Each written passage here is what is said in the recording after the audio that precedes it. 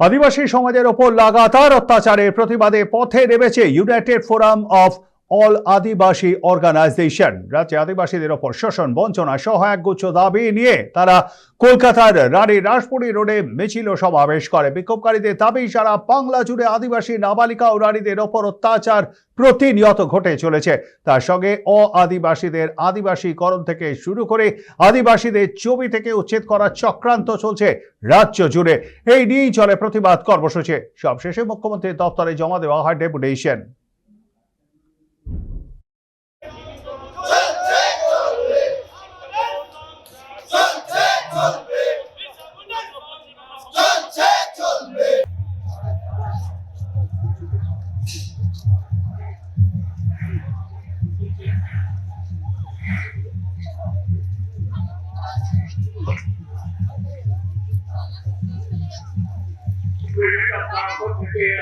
চল্লিশটা যে জনজাতি, সেই জনজাতির ইউনাইটেড ফোরাম, সেই ইউনাইটেড ফোরামের ডাকে আমরা রানী রাসমণি রোডে আদিবাসীদের বিভিন্ন অধিকারগুলো প্রতিষ্ঠার দাবিতে আমরা আজকে বিক্ষোভ সমাবেশে আমরা সামিল হয়েছি। আমাদের সংরক্ষিত যেসব আসনে যারা অসংরক্ষিত মানুষ যারা নির্বাচিত হয়েছেন বিধানসভায়, তাদের বাতিলের দাবিতে আমরা আজকে সমবেত হয়েছি।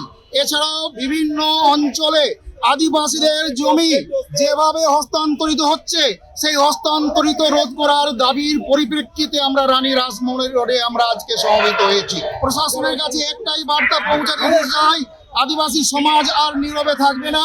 রাজপথের লড়াইয়ের ময়দানে তারাও তাদের অধিকারকে প্রতিষ্ঠার জন্য তারা আজকে সামিল হয়েছে। বিক্ষোভ সমাবেশের আয়োজন করা হয়েছে। এই আয়োজনের মূল উদ্দেশ্য হচ্ছে যে আমাদের বেশ কিছু ডিমান্ড আছে, যে ডিমান্ডের মধ্য দিয়ে আমরা মুখ্যমন্ত্রী এবং রাজ্যপালের কাছে প্রতিনিধি ডেপুটেশন দিতে চাই। যুগে যে আদিবাসীদের নারীদের উপর যে অত্যাচার করতে নির্যাতন রুখতে দোষীদের দৃষ্টান্তমূলক শাস্তি দিতে হবে।